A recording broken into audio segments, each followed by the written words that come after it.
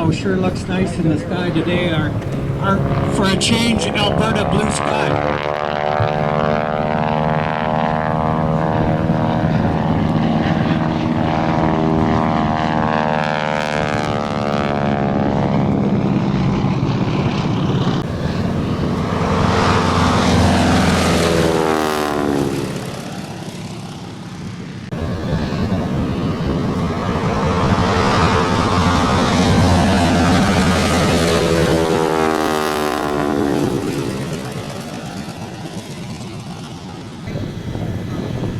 This particular one, the original Stearmans have a 220 horsepower. This one was converted into a crop duster, so it has a Pratt & Whitney 450 horse, which is why it's so loud. Wow, it slows right down.